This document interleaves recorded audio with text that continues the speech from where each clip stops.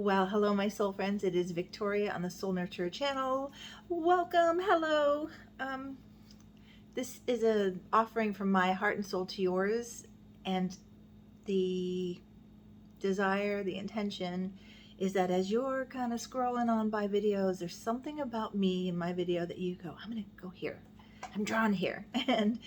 And my offering, I hope, is a respite for you, a place to just come in, recognize you're not alone, get some soul nurturing, get some inspiration, get some empowerment that will help you on your journey, maybe some insights, awareness, which is key.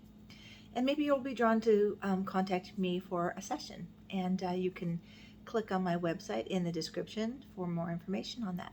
Anyway, thank you to all my regular viewers, those of you who comment regularly, keep this channel going, those of you who have subscribed. I'm honored and I'm joyful with every subscription and every comment. So thank you. And this helps me outreach out there to anyone in the world who may need a message like I have to offer. So, if you're just scrolling by and you're curious, pay attention, listen, take some time for yourself. Get yourself a cup of tea, cup of coffee, cup of joy, whatever is your drink of choice that you need in this moment. Anyway, I have a couple videos after this one, but this is a very different video for me. But I feel called to it. So I'm going to talk about something I wouldn't normally talk about, which is the Golden Bachelor. Okay, here's something about me. I consider myself a human behavior specialist because as a child, I was curious. I was always observing. I was always studying, learning about why people do what they do, why they believe what they believe. And that is the work I do as a soul guide, as a hypnotherapist, as a transformational healer. This is the key, being aware of human behavior. And this is how I help my clients, being aware, helping them become aware of their beliefs, their patterns that are keeping them stuck or in a way of being that is not what they desire. So I watch these reality shows on occasion for research. Truly, I'm constantly being the armchair coach saying, oh, I wish I could guide you right here, So because I love the Golden Bachelor or the Bachelor franchise, I'm interested in that. I don't love the setup. I don't love, the setup is kind of That's why I think I like the one in the pods more. I can't remember the name of that one, but that one feels better because it's a one-on-one getting to know each other. This competitive thing I don't like. But all that aside, I'm going to put my judgment aside and talk about, as a transformational healer, what I noticed with the last two women and ultimately with the choice that happened. So how many of you watched The Golden Bachelor? Again, this is just my perspective.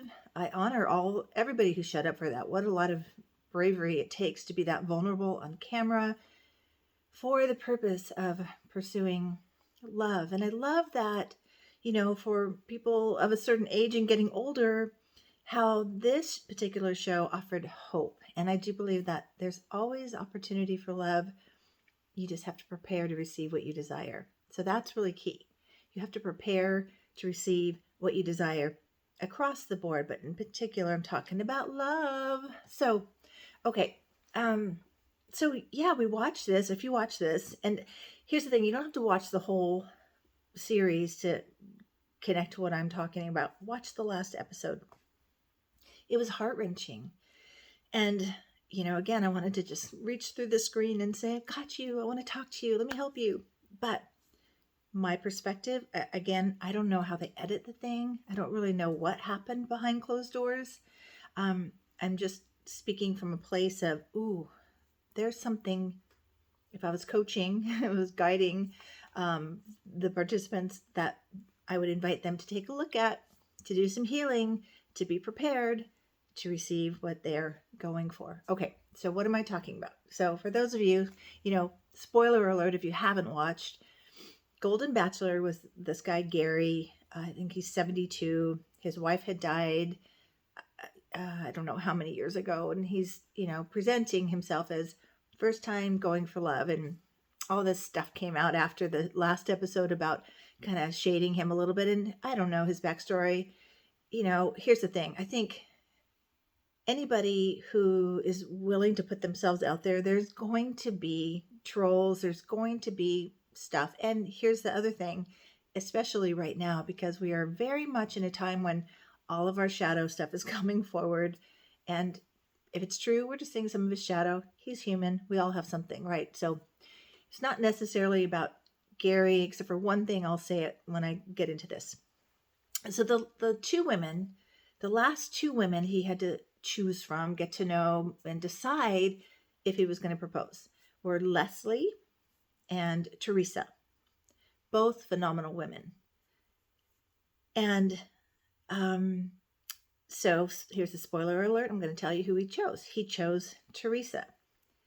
And I knew at the very beginning, I did watch the whole series, he was going to choose her for a number of reasons. They had a lot of similar story. Her husband had also died. She was a widow. She is a widow. He's a widower, and similar story. So I just felt a resonance with them viewing. But I also felt the attraction with him and Leslie. Now, but all that's all surface stuff. I'm listening, and this is what I do with my clients. I'm listening for the unconscious or the subconscious wound story or stuck patterns that'll surface when we're stressed, when or just talking, and I catch these all the time when I'm working with clients, and I will say, let's pause for a minute. Did you notice that you said this, And one of my pieces of guidance for my clients is just, I always say, speak in the direction of your desires. Speak in the direction of what you are wanting to create or experience. And then make sure your subconscious mind, you've tended and mended the wounds. You've dealt with the wound. You've been aware of the wound. Our wounds don't go away, but we can heal them in such a way that we can navigate around them and we don't fall in them and live from them and try to create from them or try to, experience what we want from the wound. We want to experience what we want from our empowered self, our healed self. So, okay. So what I noticed, and maybe I'll say this at the beginning. I do say, yes, again, I don't know about the editing. I don't know about what the producers are coaching the people to do, like Gary and all. But I do feel for Leslie, because from what I understand, what they showed, and I did a little other research, I guess he really made some big promises to her in the fantasy suite, right? And we saw on camera, he actually said, "You're my girl," or something like that. I know you're the one. Okay, well, what woman wouldn't say, good, check, done, let's move on to the next thing? But they were in a container that was for television, and it's a weird process that they're going through. And I think, I would imagine, being part of that, you'd have to understand that. And that's what I saw Teresa doing. So Teresa, the one he ultimately chose, what I observed, yes, she showed her fear, her vulnerability, that this is hard. But what I witnessed in her was always speaking to the direction of what she wanted. I can't imagine my life without you. You're the one. I love you. But I want to I'm going to bounce back and forth, go to Leslie and then Teresa, and ultimately why this is important for your own awareness. Say you're wanting to be in a relationship. I want you to be aware of your narrative, your story, and in particular, your wound story. And if you haven't addressed it, and I don't know, maybe Leslie's done a lot of therapy. I just heard her wounds a lot. And in particular, here are some of the things I heard her say. I still have doubts. Of course, she's going to have doubts in this container. But I just heard it getting louder and louder and I heard it throughout the entire series, where she spoke about her fear of not getting chosen, her fear of not being picked, her fear of having a bad situation again. Some of the things she said, I do have those feelings that I wasn't good enough, that no one chooses me, that they choose other people. let's see. She talked about when he said, "Till death do us part." It scared her. It made her anxious. She said she navigated through it, but the fact that that came up, I was so curious. Now, remember when we have something in consciousness, we're 5% of the time in our conscious awareness, but the majority of our stuff is in that subconscious material. So it was like the tip of the iceberg, I thought. What else did she say? Oh, this is key. We have to come out of the conditioning of waiting for the person to complete us. And so when I heard her say, he makes me feel secure, he makes me feel, or you make me feel whole, is what he said to her. I was like, ooh, kind of a wound there. I believe that our partners, ultimately in a healthy relationship, begins with a healthy relationship with ourselves. And if we need someone to complete us or feel secure with, we're probably going to draw in from that fear. And experience, it's kind of like a self-fulfilling prophecy. These fears, never going to be chosen. Then that tells me two things as a soul guide, as a transformational healer. That tells me that her subconscious mind has a lot of experience with the wound. Her dad died when, I think she said she was, how old was she? 16, somewhere in there.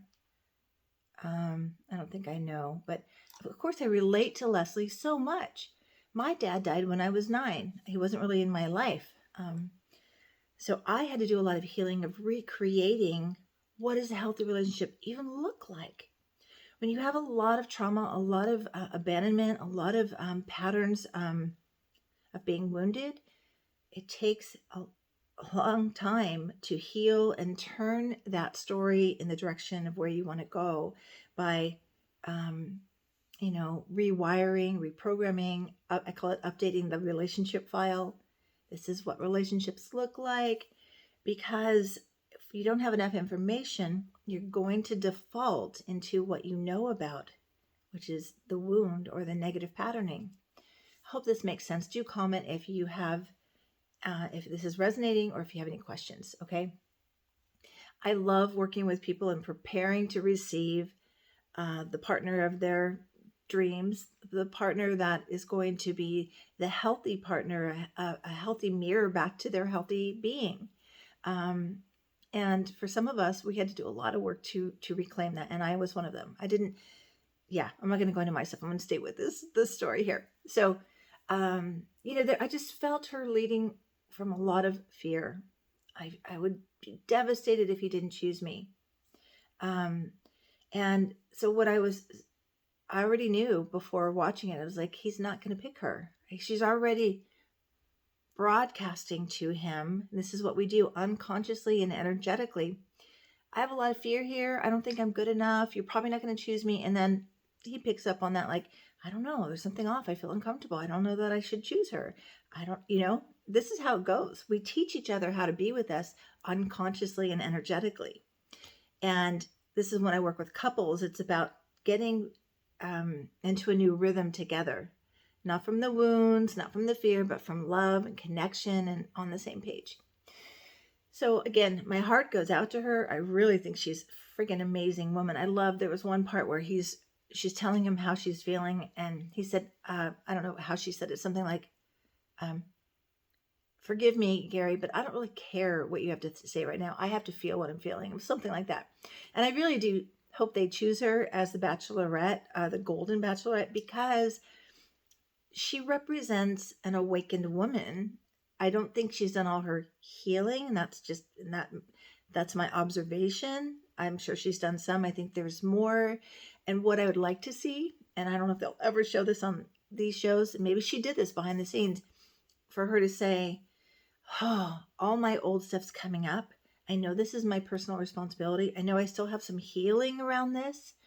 And I want to shift out of my wound into knowing that I am worthy of a forever love, that I am deserving, that I am ready and aligned for this person, instead of being in the on repeat pattern of being not chosen again. Believe me, I went through this for years. I had an abandonment story too. Her dad died. That's abandonment.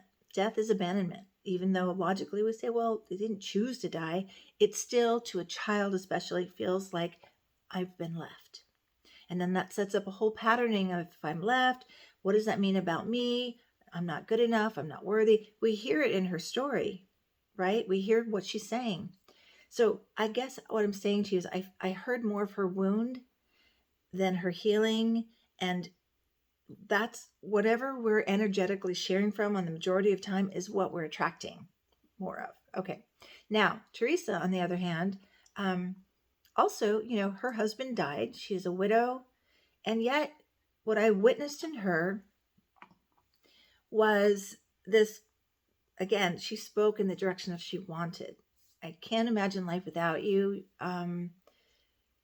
But she would also say, like, when I heard Leslie speak, again, it was fear and I don't know what I will do. Teresa was like, it would be hard if you don't choose me, but I really want you to be happy. That's a healthy response.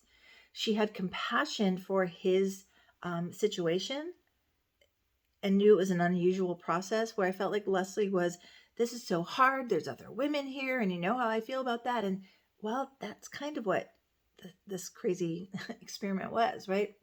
But so some of the things Teresa said, if it wasn't me, I'm all in, and I understand how difficult it is, but I still want you to be happy. And I wouldn't want you to choose me unless you were 1,000% certain. And what does that speak to? To me, that says, I know what I'm worth. And if you're choosing me, I don't want you to choose me out of doubt or a second thought. I want you all in, because that is what I'm worthy of, right? Do you feel the difference? And she stayed connected to love. This is the main key. She stayed connected to love and the vision of being with him instead of coming from fear. Remember, fear restricts us, shuts us down, disconnects us from possibility. Love keeps our heart open and connects us to possibility and vision. So I don't know, that was just so clear to me. And I wonder how you all saw it. I know a lot of people are bashing Gary for, making these promises. Here's what I think about that. This guy, to me, seems also, everybody's a little wounded. Everybody's got something. He seems like a people pleaser to me. He seems like the kind of person, and this is, I think, what happened to him, like when he's feeling a connection and he doesn't want to hurt or displease anybody, so he's going to say the thing he thinks they want to hear. Not to excuse it, I'm just saying from a human behavior standpoint, I think this is what happened. I also looked at their astrology. I didn't look at their charts. I just looked at their sun signs. So Gary's a Leo. Leos love. They love to be adored. They love, speaking to love and all of that. And I think he got carried away in all these women adoring him, and they love adoration. So he was probably just like, yeah, I really do. And I think it was true. He said, in the moment, that is exactly how I felt until I knew that I didn't really feel that. I thought that was pretty clear. And then Teresa is a Leo as well. So I thought, how perfect, a King Leo and a Queen Leo, perfect. Leslie is a Capricorn, practical, down to earth, realist, so for her, she's like, this doesn't make any sense. Like, she's in the practical Capricorn, very much like it's this and then it's that, like linear. And again, I'm generalizing. This is just the sun sign, but Capricorns are more like, this is what we're doing. We're building a relationship and we're going forward. Gary is still in I'm fantasizing about love. I'm all about love. And then it felt like he switched when he realized the heat was turned up and he had to make a decision that was based in reality, not based in fantasy suites. Anyway, this is my take on the Golden Bachelor. I wonder what you all thought. And if you are snagged in old patterns and you're trying to get to a healthy relationship and you find yourself in that same wound story, same pattern over and over on repeat, I'd love to support you in cultivating a healthy relationship with yourself and ultimately a healthy relationship with the partner that reflects how awesome you are, who stands alongside of you and lets you shine and loves and cherishes you and all those good things. That's what I was able to cultivate in my marriage after many, many, many years of research. I call it research, finding who wasn't, what I needed to shift in me in order to get to what I desired. Okay, hope this helps. Subscribe if you haven't. Please do comment. I love comments, and I want to know how this landed for you. Okay, and I'm coming right up with another video about just a brief overview of December astrological weather. Okay, love you all. Take good care of you. Nurture that beautiful soul potential. Your unique potential and purpose is needed on the planet right now. Okay, until next time, take good care. Bye.